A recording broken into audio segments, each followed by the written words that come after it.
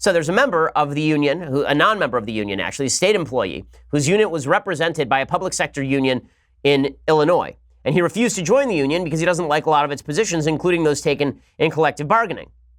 And he was paying something like $500 a year to this union, even though he didn't want to join the union in the first place. So the Supreme Court held today, under the decision written by Justice Alito and joined by Kennedy and Gorsuch and Thomas and Roberts, this decision held that this part of the law is no longer applicable, that you cannot force non-members of unions to pay union dues, which seems like an obvious thing.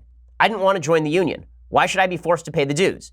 So the counter argument to that that's been made by folks on the left is, well, what happens when all the members of the union decide not to pay the union?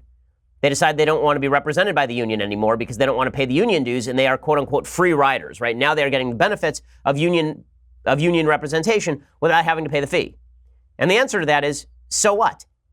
So what?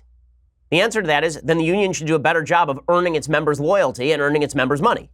It shouldn't be the government stepping in and forcing people to pay the union when you don't want to pay the union in the first place. So Justice Alito delivers the opinion of the court, and he writes, under Illinois law, public employees are forced to subsidize a union even if they choose not to join and strongly object to the positions the union takes in collective bargaining and related activities. We conclude that this arrangement violates the free speech rights of non-members by compelling them to subsidize private speech on matters of substantial public concern. And this, of course, is exactly right.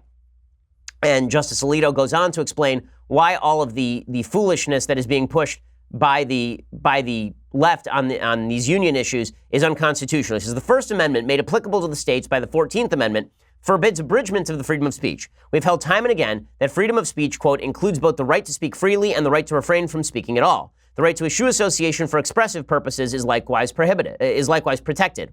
As Justice Jackson memorably put it, if there is any fixed star in our constitutional constellation, it is that no official, high or petty, can prescribe what shall be orthodox in politics, nationalism, religion, or other matters of opinion, or force citizens to confess by word or act their faith therein. Compelling individuals to mouth support for views they find objectionable violates that cardinal constitutional command, and in most contexts, any such efforts would be universally condemned. Suppose, for example, the state of Illinois required all residents to sign a document expressing support for a particular set of positions on controversial public issues, say the platform of one of the major political parties. No one, we trust, would seriously argue that the First Amendment permits this.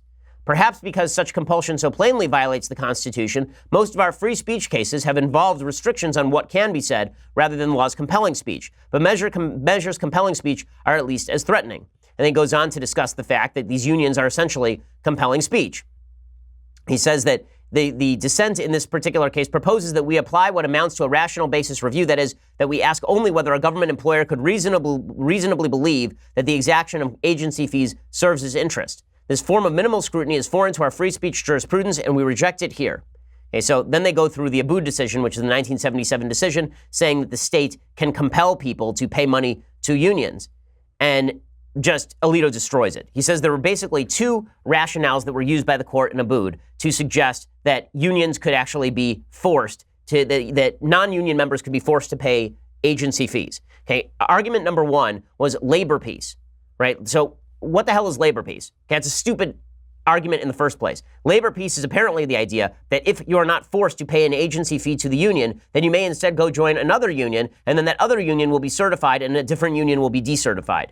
And the answer to that is, so the hell what? Why should you be locked into a union forever? That's idiotic.